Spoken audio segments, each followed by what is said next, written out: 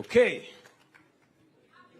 There is a lady there in uniform, very nice uniform. Thank you, Mr. President.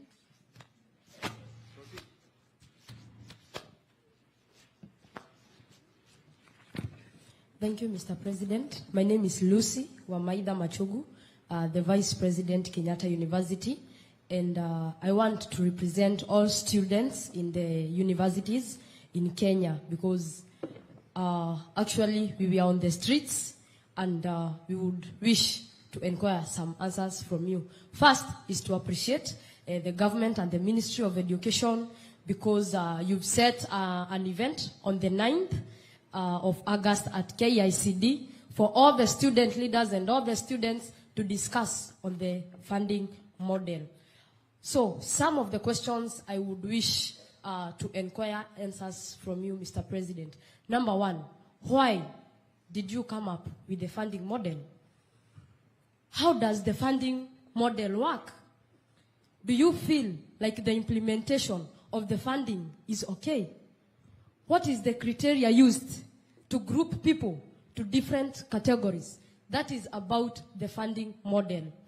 Number two, the accommodation prices in the universities. That is the hostel prices. They are very expensive for us to afford. Mr. President, what are you doing about this? We cannot be able to afford houses or hostels where we are living in universities. What are you doing, Mr. President, about this? Something else about the job opportunities. Once we graduate from the university, we are told, maybe when you go and seek for a job opportunity, we are asked to give a 5-year work experience or a 3-year work experience. Yet, we've just graduated. Where will we get the experience from if you are not given the chance to get the experience? So, Mr. President, how can you help us on that? Lastly, Mr. President, what are you doing to re-engineer the National Youth Council? Thank you very much. Thank you very much, Lucy. And by the way, you are very smart. Now, let me say, you've asked me two fundamental questions. The new universities funding model, why? Very important question, why? When I came into office, the universities were struggling. They had a 60 billion shilling debt. Many universities were paying their lecturers half the price, half the salary. It was near a crisis. And many vice-chancellors agree with me. So it became necessary. And you know, I have a history. Once upon a time, I was Minister for Higher Education. So I understand that space pretty well.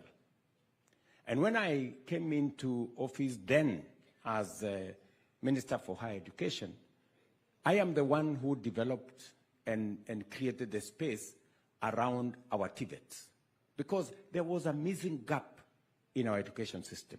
I am very proud that today our TVETs are a big portion of our higher education learning infrastructure. Let me go back to the funding model. The funding model, by the way, affects both our university students and also affects our TVET students. So what did I do? I did 3 things. Number one, we made a commitment as government that we are going to give every student 80% scholarship and loan. But because we could not afford, especially because the number of students, when we made that commitment, it was like 15 years ago. But you know, as the numbers increased in the university, it became difficult for us to meet that commitment. And so what ended up happening was that while we committed to pay 80%, we ended up paying 50%, some cases 45%. So what happened? There was a huge funding cap in our universities, a huge funding gap in our university. And our universities were struggling. They couldn't pay for services, they couldn't pay lecturers, they couldn't run their programs, and we ended up with affecting the quality of education in our universities. You couldn't attend as many labs as was required. You couldn't attend as many practicals as you required. We ended up compromising on our education. So what did I do? I said, we need to be honest with ourselves. And we said, there are parents like William Ruto who can afford. Why would William Ruto be given 80%? Why would the child of William Ruto be given 80% scholarship? The same as a child of Mama Mboga. What happens is that both our children end up suffering. So we changed the model. We said, since there is a means testing instrument that has been used for 20 years to assess every student on the basis of the information they supply, and it has worked in Kenya for 20 years. Let us use that means testing instrument that is available at the Higher Education Loans Board to assess every student. And we changed the model so that children from vulnerable families, children from parents who are less endowed, we move them from getting 80% to getting 95%. And children from parents like myself, we move them from getting 80%, we move them to 60%. Because we can afford, right? So we had 5 categories. We changed it into 5 categories. And you know what, Lucy? Because of the change in that model, we also said that scholarship is going to be available on application. Because, you know, the old model, every student, without even applying, they were given scholarship. But there are parents who do not need it. And for your information, 20% of students last year did not apply for scholarship. They went and their parents paid because they didn't need it. What has happened? Of that 20% of the students, we now have more money to pay for children from vulnerable families. That is how the model has changed. So we now have 5 categories. We have those that get 95%, we have those that get 90%, we have those that get 70%, we have those that get 60%, and we have categorized and we are using what we are calling an instrument called means testing instrument that tests the ability of parents. We will continue to perfect, we'll continue to perfect that instrument. There will always be maybe a problem here and there, but we will make sure that we keep that program so that we increase the level of funding in our universities. What has happened? Because of this new funding model, we have had to increase money that we are putting in the education of our university students from about 45 billion. This year, we put 82 billion shillings. We are putting more money because we have to be realistic. We cannot send our kids to school and we haven't provided for funding for them to go and be taught. We would be cheating our children. If we tell them go to school and we cannot pay the lecturers in school, we cannot pay for their classes, we cannot run the programs. So that is why I have decided I am spending more money in education. It's much more expensive for me, but it is better to have students who graduate when they have gone through proper school, with proper learning, with their parents, with their teachers paid and their lecturers paid, and we have increased the budget for education in that manner. Number 2, I know there is a problem, and the problem is a problem of communication. Because many parents received an admission and they saw there the course costs 300,000.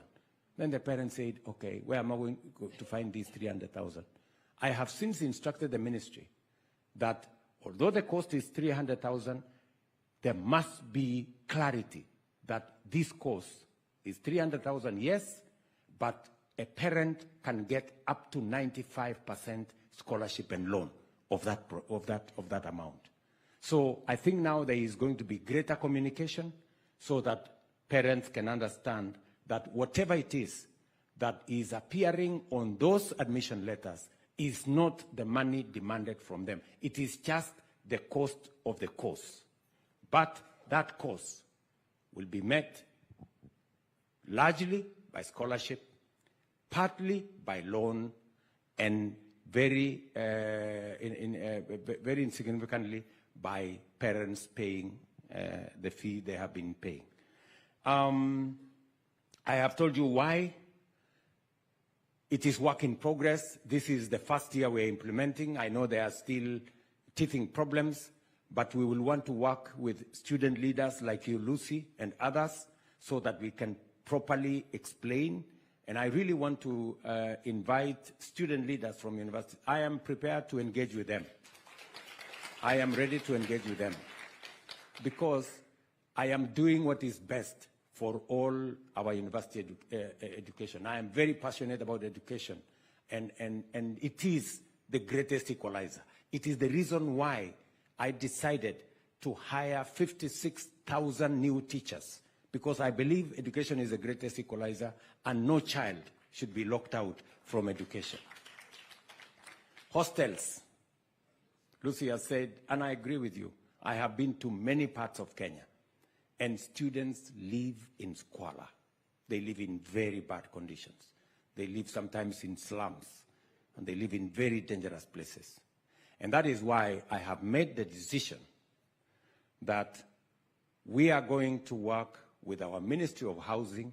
We are going to leverage on our housing fund to support our hostels in our universities. I came from Taita Taveta today. I made an announcement in Taita Taveta that Taita Taveta University, we're going to build 1,500 hostels. Oh, Mr. President, now you can take it to your students. So we are going to have, and they will pay for them, but they will pay a reasonable amount, not the amount that you are now paying in very complicated neighborhoods. And we're going to do that for our TVETs, we're going to do that for our universities, so that our university students can live in decent neighborhoods. I was, for example, in Alupe University in Busia last year, and the students were living miles away. I was in Bukura Technical Training College, and the students were asking me to put lights because they were living in a very far place, and sometimes at night when they come, when they go late, they were being mugged along the way. So we are also providing infrastructure for hostels in all our universities going forward. It's going to be progressive. We can't build all of them at the same time, but the journey is going to start so that we can deal with that challenge. And you have helped me answer the question about education. Somebody had asked me, my good friend, the first gentleman who had asked a question there. Okay? I am reminded, just hold on, I am reminded that by my good staff that Kenya Airways made an operating profit, not a net profit, something between net and operating, somewhere around there. But things are moving in the right direction. That's what I was just trying to say.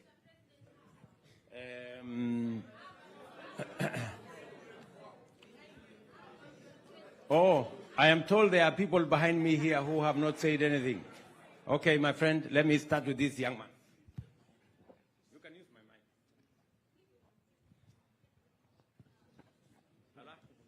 Thank you, sir. I'm privileged.